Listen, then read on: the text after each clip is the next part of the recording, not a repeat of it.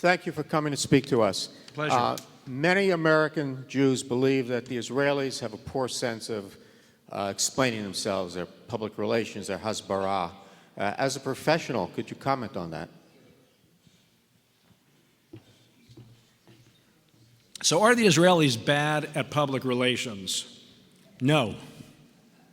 That's not my impression. Now, look, it's sort of the question of, compared with what? But I do have a very strong memory, again, it was in 1994, when Israel and Jordan, it was just before they signed their deal in the desert. That was to have been in the fall of 94. So I was in a preparatory meeting between Peres, who was then the foreign minister, and Prime Minister Majali of Jordan along the Dead Sea. So I remember going to the Dead Sea and watching this event. And first of all, the Israelis all had cell phones that worked over there. There were no cell phones yet in Jordan. The Jordanians were all depressed. They didn't want to be there. They didn't think this was a good deal for them. But the reason I bring it up is I remember Peres gave this sort of lofty speech, as he is wont to do. And when it was over, it was available in English, Hebrew, and Arabic, stapled. Right here you go, right there. And when Majali spoke for an hour and a half, it was unbearable. No one understood a word that he was saying, and it wasn't available in any form afterwards, right? So what I would say is that the Israelis actually are quite good at many elements of telling their story. I think that, the failing they have is not realizing how it looks from some other side sometimes. So the job of an outsider is to stand outside the debate and to say, yeah, but... So my sense is that, in fact, there's quite a lot of sophisticated public relations going on in Israel. It's complicated because the more conservative members tend to not have a great ability to stand outside of their own narrative, and then they start talking kind of silliness and expecting everybody to listen. But compared to the Palestinians, I think that they do very well. The Palestinians have stepped up their game on PR enormously in the last 5 or 10 years. I can tell you that through social media. They now, give you a translation of what's being said in their media and so on. They do hold press conferences, but for years they were really virtually incompetent on that score. The reason that I think American Jews say that is because there's so much sympathy for the Palestinians, but is it maybe a question beyond public relations? Is there anything going on between Israel, Jordan, and the West Bank? You'll have to forgive me because I've not been the main correspondent there for a year, so I don't want to make a blanket statement. There is cooperation on water and on other things. There is some, but what's happened in recent years is that there's a growing boycott of anything Israeli in the Arab world, and so Israeli factories that once existed in Jordan and Turkey are no longer welcome. And so the security cooperation exists and is quiet, but there is a need everyone feels a need not to publicize it too much. What is the difference between what is going on in Israel today and United States Congress? That's question number... Pardon? That's one question. That's one question, seriously. I think there's a similarity. However, there's another question. If there was an agreement between the Israelis and the Palestinians, what is our feeling about the possibility that this won't change in a couple of years, whatever? I don't think there's any substance to this ever really being a change thing for the future.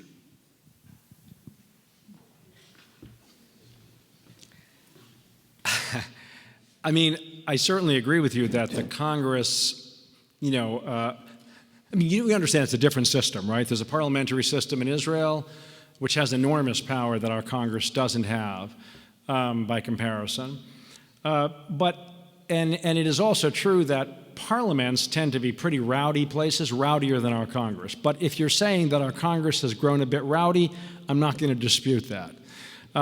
Certainly, there is a pull to the right in our House of Representatives in the same way that the Knesset represents a kind of populism in Israel as well. What was your second question again?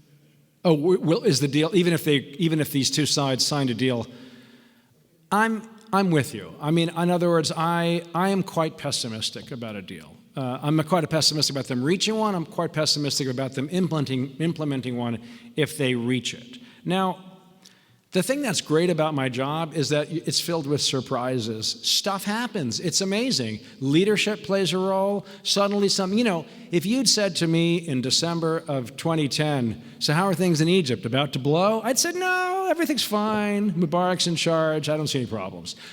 So I think it's, humility is very important in this business. I am with you. I don't see it happening, but stranger things have happened. Question, so it's 10 years from now, and you decide, I've been to Israel in 10 years, vacation, get off the phone, get off the plane at Ben Gurion, crank up your cell phone, someone says, so, Ethan, what's going on over there now? 10 years from now?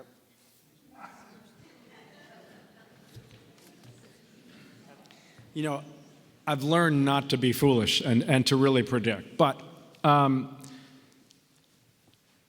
I don't know. So the likely scenario, and this is the problem with these scenarios, because things can change so quickly, because you become influenced by your on-the-ground observation over a period of several years, and the things that have created those conditions change. So what I can say to you now, one of the things when I arrived in February or March of '08 to do this job, the idea was that at any moment the West Bank is going to blow. It's going to blow. They're not going to live under this occupation any longer. Something has got to give. They're going to not take it anymore. And of course it didn't blow the whole time I was there, and it hasn't blown yet. Now, one of the reasons is that Israel, in the 2000 Intifada, the second Intifada, the Israelis, they had, in '95, after Rabin was assassinated, Peres gave back the cities in December of '95, the main cities to the Palestinians, gave back is a strange phrase,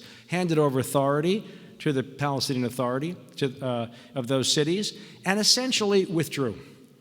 And what happened in the Intifada of 2000, 2001, and 2 is that cells of violent anti-Israel cells grew, developed, and started to kill Israelis. And the Israelis were not in. They did not have any hold over the situation to stop it. So they clawed their way back into these cities in that period, in a fairly brutal fashion, but clawed their way back in. And now they have very strong intelligence on the ground throughout the West Bank. So when you talk to them about leaving, they say, we could leave, but we're going to face that situation again. The advantage we have now is during the day we stay outside the cities, we let the Palestinian Authority troops do their thing. We run in at night when we feel we have to, and we feel we're in control. I'm not defending it, I'm just telling you how it works. And so the result is that during my years there, and even now, there is no real violence, no real anti-Israel violence going on. So if you say to me, what do you imagine in 10 years? I imagine a still prosperous Israel, a still unhappy Palestine. That's what I imagine. But that's because I lack imagination, right? Something could well change. And the people who suffered under that takeover in 2001, 2, 3, those people, they will age out. People who were just being born, who are 13 and 14, don't remember because they didn't suffer, and then they're going to pick up arms or rocks. Is that true? I don't know. But if that happens, you have to call off all bets. So I don't know what will happen to the Hashemite monarchy in Jordan, which is only hanging on through the infusion of hundreds of millions of dollars from the Gulf basically every month. And so, that is not a happy situation either. It is very hard for me to know. Great answer. I'm sorry. And I did have a question about Israel's economy. I know you said they are a hotbed of technology, and they seem to have a thriving economy. But I have heard from some people they still receive foreign aid. Should they continue to receive foreign aid, or is the money they make in the technology field alone enough to fund the economy?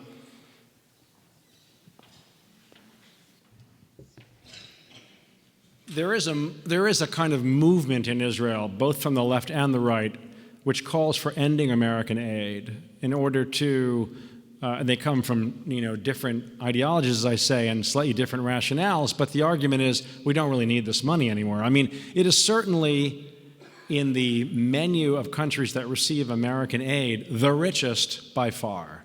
By far. And, it's a little weird, as if we were aiding Germany, right? It clearly doesn't need it. From Israel's perspective, it ties the United States to it in a way that's important to it. And there is an argument that a lot of that money the obligation is to spend that money on American stuff, American arms, American stuff. So there's an argument that it isn't so bad for the United States either. I'm not, I'm a reporter and editor. I'm not an opinion person at the newspaper, and it'd be inappropriate for me to tell you there's no need for that aid to go forward. It's not my job to make that judgment, but let me put it this way, it's a great question. Yeah, no, it's a fair question. And, it's a legitimate debate. You were speaking about the humanity issue. I was wondering if you were familiar with Gideon Levy's book, The Punishment of Gaza, and what you thought about it. I actually have a huge amount of respect for Gideon Levy, yeah. I think his work is very important. He writes in Haaretz, which is not read by very many Israelis. It's a left-wing paper. But actually, Gideon does two things. He goes in and reports. I think it's called Zone of Tears, his column is under that rubric. And it's every week he chronicles a tragic story in the West Bank. Now, he can't go into Gaza anymore. And it's very well reported and very good. Gideon also writes angry op-eds on the op-ed page, and I have told him that I didn't think it was helpful. I mean, we have a division in the United States in journalism between opinion and reporting, and my view is that his reporting would have greater impact if he didn't also yell at Israelis all day long about how he feels about them. That's just I'm not to say that his reporting isn't serious. I think it's extremely serious, but my concern is that it's tossed aside as the work of a guy who hates us. So I've told him that, and he said, look, I can't be silent. So, But he is a really terrific reporter, actually.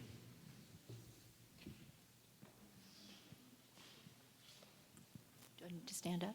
I guess so. You are. Why not? My question involves what you think will be the relatively long-term effect of the burgeoning population of ultra-Orthodox in Israel as pertains to the domestic and foreign policy. That's a great topic.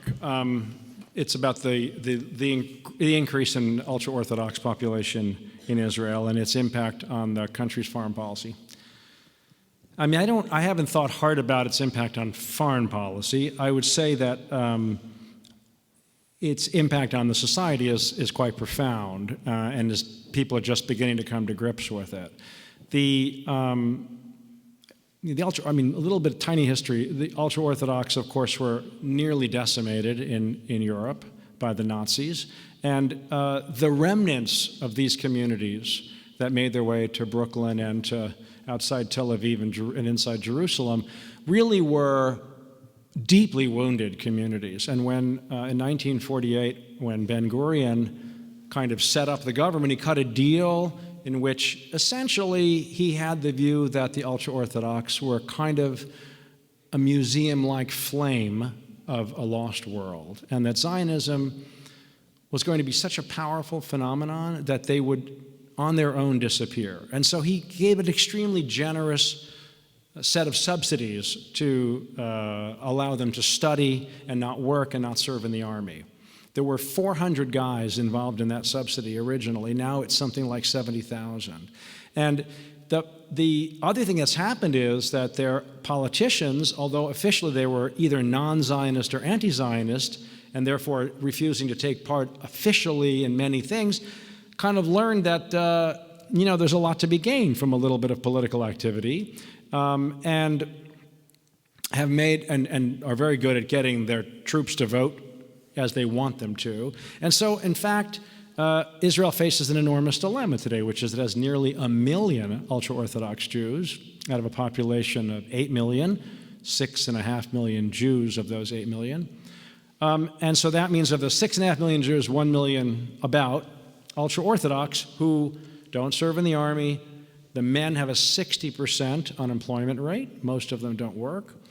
Women do work, but they also have 10 children, 12 children per family. So there's this explosive growth, as you referred to in your question. And, you have a society which is wealthy, as we've been saying here, and high-tech, and you have an enormous sector of it that not only doesn't work, but doesn't actually get any instruction. It's got a separate education system that doesn't tell them anything about the stuff that we're talking about here, about human rights, about high-tech, about any of those things. So there is a big problem.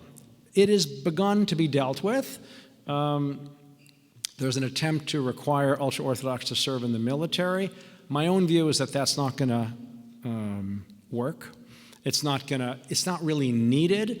The military today is not quite the same level of people's army as it was in its early days. And what's really needed is a sense of shared participation and sacrifice by the people, by all sectors of society. And so there's some economic training going on of ultra-Orthodox. And, the other thing that typically happens is when you do have a job, when you do enter the society, you tend to have fewer children, a certain form of natural population control. The very early days right now on this. But Israel does have, despite all of these great data, all these great numbers, it does have the problem of 1 million ultra-Orthodox, 1.5 million Arabs, each for different reasons, not full participants in the economy. The Arabs, of course, discriminated against, as well as having traditional society issues. So this society can't continue with such large groups out of the mainstream for long, and that's another reason it has to come to terms with these things. In terms of its foreign policy, I mean, it's an interesting question, the idea being that they would somehow have political power and not, but I don't, ultra-Orthodox have actually a wide range of ideologies about peace, and about getting along with your neighbors, and some of them are easier to deal with than on that score than the national religious camp, the settler camp. I have 2 questions, if you will indulge me right here, both related to the peace process. But the first question is that you have a very unique experience, having been in the Middle East for the past 30 years and having access to the Arab leaders and the people there that are living there. I'd like to ask you for your perspective on a perhaps innate feeling on the part of the Arabs that they would be unwilling in the final analysis to accept a state of Israel. That is the idea of negotiating, getting as much as you can, and then going further and requiring all of Israel to be part of Palestine. So that's the first question. What's your understanding of the Palestinian view and whether that is really a basic problem with the peace process? Now, first you said Arab, and then you said Palestinian. Do you want to hear about the Palestinians? Well, I'd like both. You greedy man. Okay. I think that you're pointing to a real issue. I mean, it's not an invented issue. Both Arabs and Palestinian Arabs have deep hostility to the idea of a Jewish state, to the idea of a Jewish people. They see Jews as co-religionists, and they don't acknowledge the sort of link that Jews feel that they have historically to the land there. So the temple, for example, is even in official Palestinian circles essentially viewed as a myth. There was no real temple where Al-Aqsa Mosque is today. So, and there is certainly a culture of denying any legitimacy to Jewish national rights in that land. So it's a true, real, serious problem. Only thing I can say is to go back to my answer to the gentleman on the side who asked you what's going to happen. I don't know. And I do believe that things change, that people yield. You know, the Germans and the French hated each other for all those years. I was just in Poland for a week, and the unbelievable oppression of the Poles by the Russians, by the Nazis, by the Prussians, and yet people do move on. I mean, you have the Poles today. The biggest trading partner with Poland is Germany. So I don't know how to say. I can tell you that I think that many Palestinians. Or you want to ask a second question? Okay, we'll do this fast, and then you'll ask a second question. Many Palestinians do not want to live in one state. I do not think there's a majority of Palestinians that want a one-state solution because they don't want to live with the Jews either, and they don't want to feel that they're going to be oppressed by the Jews. They want separate states, but they want, the 22% of mandatory Palestine that they believe is theirs from the post-67 lines. What will happen if they don't get it all, which seems unlikely they'll get it all? I don't know. Your second question. Second question is related to in a sense, the right of return. One of the reasons for not allowing the right from the Israeli point of view, one of the reasons is they don't want to have an influx of many Palestinians, which would change the character of the state. But how do they deal with the other problem of East Jerusalem, where I understand there are about 250,000 Palestinians living there? And if they include all of Jerusalem, are they intending to include 250,000 more Palestinians as Israeli citizens, or are they going to do something to get rid of them? Well, what you say about the right of return is correct. The reason that Israel is so opposed to it, in addition to not wanting to face the difficulty of people returning to places where now other people are living, is they don't want to really threaten the demographic nature of Israel as a Jewish state. So that's right. With regard to the 250,000 Palestinians, yes, they have offered them, most of them, Israeli citizenship in the past, and they would do so in order to be able to claim with legitimacy their hold on Jerusalem. There have been policies in the last 10 or 15 years aimed at making it harder for Palestinians to stay in East Jerusalem, so to force them to be on the other side of the barrier. If you travel and don't come back for a period, then they don't let you come back for a period, and then they say, well, if you've been away for X number of time, you no longer own that land. So there are a lot of legal maneuvers underway in order to reduce the demographic threat. But the official policy is that they would grant citizenship to everyone in Jerusalem, yes. Thank you so much.